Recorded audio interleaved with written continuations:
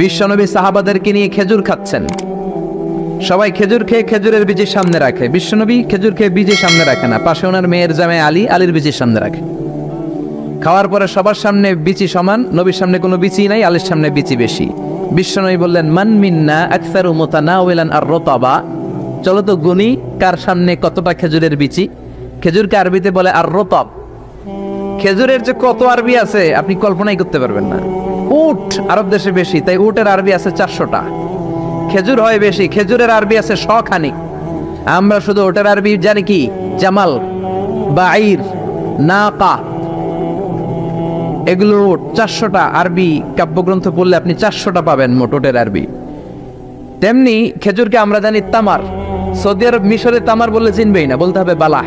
আতি kilo Balah, 1 KG Balah দেন। Balah মানে খেজুর, তামার মানে খেজুর, রতাব মানে খেজুর। কোরআনে আছে রতাবান জানিয়া।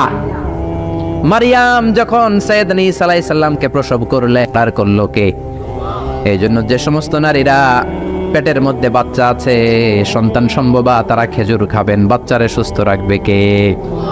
আবার মক্কায় মদিনাতে নতুন বাচ্চা জন্ম নিলে বিশ্বনবী বাচ্চার কাছে যে খেজুর খেয়ে খেজুর মিশ্রিত বিশ্বনবীর মুখের লালা বাচ্চার মুখে লাগিয়ে দিত। আল্লাহু আকবার। বিশ্বনবী সাহাবাদের বললেন, মান মিন্না আকসারু মুতানাওয়ালান আর রতাবা, চলো কে বেশি রতাব খেয়েছে মানে খেজুর খেয়েছে গুনি। গুনতে শুরু করা হলো। সবচেয়ে বেশি দেখা গেল সাইয়েদনা আলীর সামনে। বিশ্বনবী বললেন, দেখো আল্লাহ কি খাদক জামাই আমাকে দিয়েছে, এমন খাইতে পারে, সবার সামনে বিচি কম, আলীর সামনে বিচি ডবল।